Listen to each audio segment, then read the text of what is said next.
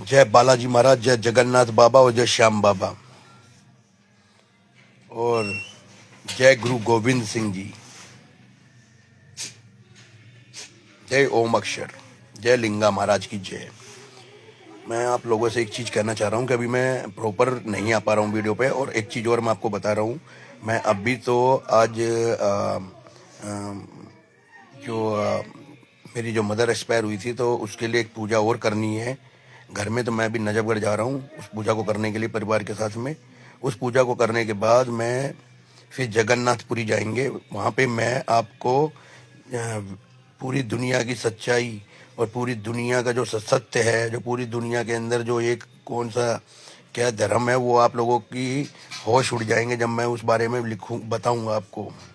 एक एक चीज़ के बारे में बताऊंगा। उसको क्या है कि वो कलयुगी भाषा में है, आपको कुछ भी पढ़ने की जरूरत नहीं, वो बस मेरी बातों को याद रखना, और वो सत्य है बिल्कुल।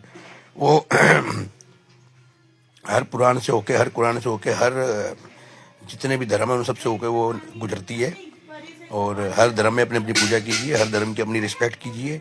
तो मैं सत्य बताऊंगा तो हर हर आदमी समझ जाएगा। क्योंकि आज का जो आदमी है वो पढ़ा लिखा आदमी है, वो जो है पढ़ा लिखा आदमी है इस दुनिया के अंदर। वो समझेगा इन चीज़ों को कि ये क्यों बता रहे हैं, क्यों नहीं बता रहे हैं। और मैं जगन्नाथपुरी धाम में बैठ के तपस्या करने के बाद अपने माँ बाप को भी वहाँ पे उनके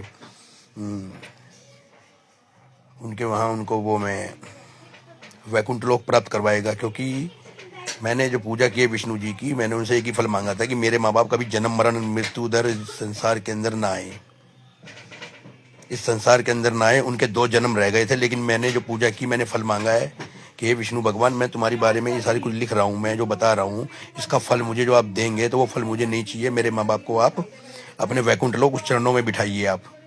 जो कि आदमी तरसता है उस दुनिया में जाने के लिए, कहाँ कहाँ से जाके कहाँ से गुजरता है, लेकिन मैं सीधे मैंने यही फल मांगा और उन्होंने मेरे को दिया तथास्तु करके। तो आज मैं घर में पूजा करवा के उनको उधर से, वो सारी पूजाएं मैंने गांव में करवा दी हैं, लेकिन उसके बाद भी मैं नहीं चाहता कि वो सीधा जन्म और मरण के मृत्यु से परे हट जाएं, वो कभी इस धरती पे ना आए, वो देव रूप में अपनी पूजी जाएं जाके वहाँ पे जहाँ पे उनको जाना चाहिए। वो मैं पहुँचा के आऊँगा उनको, ठीक है।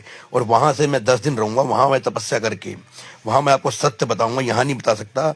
मैं श्री कृष्ण के चरणों में बैठ के वहाँ मैं आपको बताऊँगा कि दुनिया की सच्चाई क्या है, ये दुनिया के बारे में क्या लिखा है, कौन सी ग्रंथों में क्या लिखा है, क्या सारी सच्चाई, सारी पूरी दुनिया स्तंभ हो जाएगी। और अंत भी बता दूंगा और सारा चीज भी बता दूंगा कि ये दुनिया कब क्या कहाँ जाएगी, क्या होना है, क्या ऐसे क्या होना है, और कौन है, क्या है, प्रैक्टिकली है। और जिसको उसमें लिखा भी जाएगा कि ये चीज चेक करिए। क्योंकि किसी भी धर्म ने किसी भी ने कहा कि भाई ये, सब ने कहा कि वो उसमें लिखा हुआ है, उसमें लिखा हुआ है, उसमें लिखा हुआ है। समझना बात को। किसी ने प्रत्यक्ष रूप से नहीं कहा कि यहाँ भगवान ये थे, उन्होंने बोला कि वो लिख के गए थे, वो ये ऐसे है किसी भी धर्म में। लेकिन मैं तुम्हें एक चीज जब बताऊंगा वो सत्य हो गया, और वो सत्य भगवान के दर्शन होंगे, और वही भगवान है, वही सब कुछ है इस दुनिया का, सिर्फ एक। चाहे वो कोई भी धर्म का आदमी हो, जिसे सुनना है सुनेगा, जिसे नहीं सुनना वो अपने उसमें पूजा करे, कोई परेशानी नहीं है किसी भी धर्म में। लेकिन अपने इतिहास को हर गवाही देता है। इतिहास को जब मैं बताऊंगा तो उसको सोचना, जो पढ़े लिखे आदमी दूसरे धर्मों को भी हर चीज़ है उसको पढ़ना कि मैं क्या बोल रहा हूँ, उसको पढ़ना कि यार उस टाइम में हमारे पूर्वजों ने क्या किया, इनके पूर्वजों ने क्या किया, उनके पूर्वजों ने क्या किया, किसके ऊपर कितना अत्याचार हुआ है। तो वो चीज़ ठीक है या गलत है। जितनी बार ये मंदिर तोड़े गए, जितनी बार ये मंदिर तोड़े गए, दोबारा ये मंदिर अपने आप ही बन गए, विष्णु जी ने अपने आप ही बना दिए। तो वो मैं इनकी माया जाल से एक परे हटके, इस माया जाल से परे हटके एक चीज बताऊंगा जो दुनिया में किसी ने ये नहीं बोला है कि ये सत्य है। सारी किताबों में दुनिया लिख के चली गई, हर चीज लिख के चली गई, लेकिन किसी ने ये नहीं बोला कि यहाँ भगवान है, यहाँ है। बोला है वो आदमी बताता था, उसने बताया है, वो उन्होंने लिखा हुआ है, तो वो चीज बता रहा हूँ। लेकिन मैं तुम्हें सत्य के दर्शन कराऊंगा और सत्य बताऊंगा कि ये चीज है, और उसमें लिखूंगा कि प्रैक्टिकल कीजिए पहले। साइंस कभी नहीं कहता प्रैक्टिकल, लेकिन साइंस को ही बोलूंगा, पहले प्रैक्टिकल कीजिए, फिर मेरी बातों पर विश्वास कीजिए आप। आज मैं इस दुनिया को रूबरू कराऊंगा कि दुनिया क्यों है, किस लिए है, कहां से बनी, कहां से अंत है, क्या इसका है, और क्यों खत्म होने वाली है। 7 बार कलयुग आ चुका है इस दुनिया में, 7 बार कलयुग आ चुका है, और 7 बार में बहुत भयंकर भयंकर है। मैं तो इसी युग के बारे में बताऊंगा आपको, 6 युग के बारे में बाद में बताऊंगा कि श्री कृष्ण भगवान ने क्या क्या अवतार पहले भी लिए थे, जो इनके कितने अवतार हो चुके हैं इस बार दुनिया जब जब से सृष्टि बनी है। ना तो भगवान आपस में कर पाए कि हम में से ताकत किसकी बड़ी है। उन्होंने सबको भ्रम में रखा कि वो कहते तुम बड़े, वो कहता तुम बड़े, वो कहता तुम बड़े, जो भगवान वहां तक पहुंचना, वो आदमी इंसान तक पहुंचना पाए, एक आदमी तक। लेकिन मैं सत्य बताऊंगा कि एक ही इंसान इस दुनिया में क्या है, वो चेतना और ऊर्जा है।